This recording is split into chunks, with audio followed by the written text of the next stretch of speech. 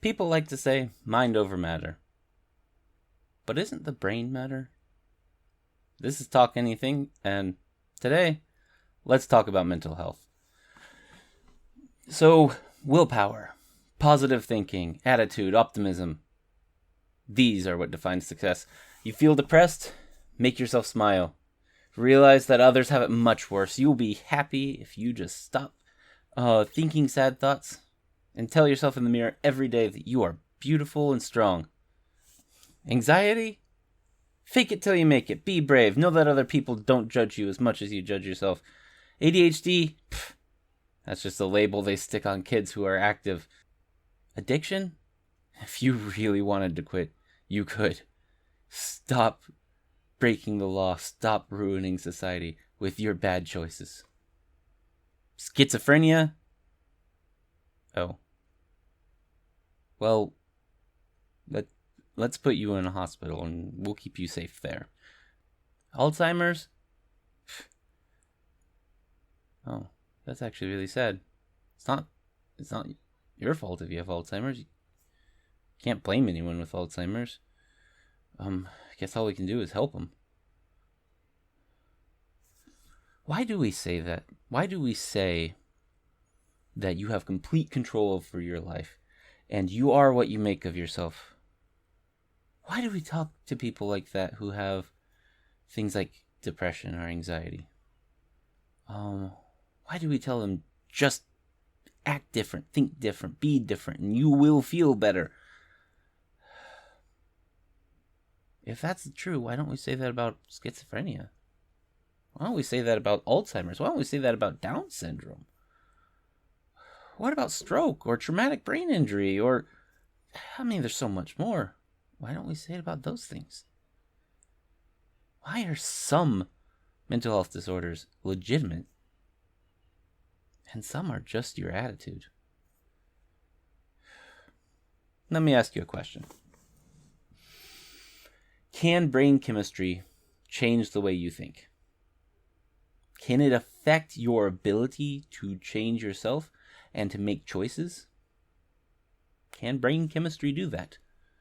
For those of you who would answer no to that question, let me ask you a couple more questions. If someone gave you enough caffeine to equal about, say, 20 cups of coffee, could you feel calm at that point? If you were injected with morphine, do you think you could be energetic? Get up and run around and be excited and thrilled? Be focused? If you were in a hospital and they gave you sleeping gas before a surgery, do you have the willpower to stay awake and not fall asleep? Those things are just brain chemistry. Why can't you stay calm with caffeine in your system? Heck, why can't you stay calm with meth in your system? If you have 100% control, why can't you do it? When your brain chemistry is altered like that, do you still have complete control? Do you still have the same level of ability to control your life and to make your choices and to make of yourself what you want to be? Mental health is real.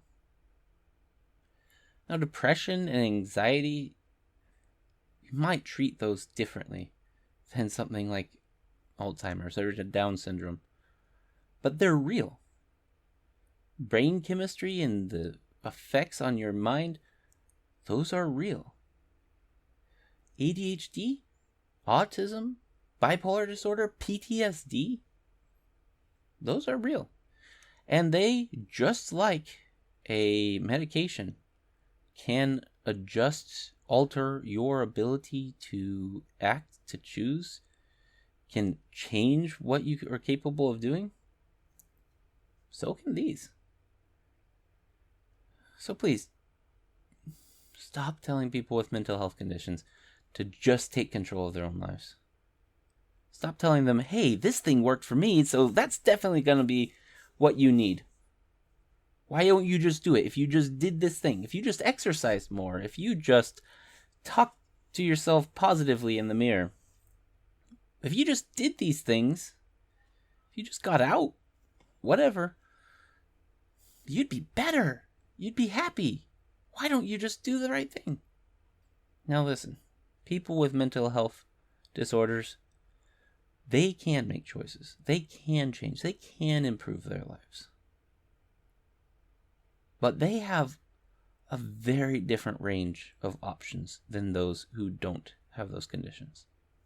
If you're 6'10" and athletic, you have a lot more choices when it comes to sports than if someone is 4 foot tall and has muscle weakness.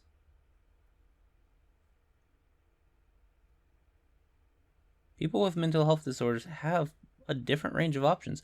Now, what they can do is they can actually take some control in their life. They can actually improve and help their symptoms.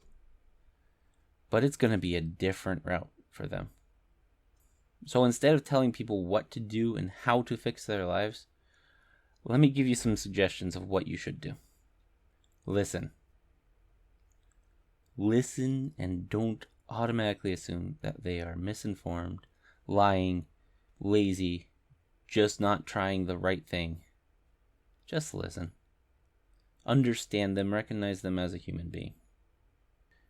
If they're going through a really hard time, recommend that they seek counseling from a licensed professional, someone who is trained to work with the type of concerns that they have, someone who actually does have a lot of knowledge and experience in their condition.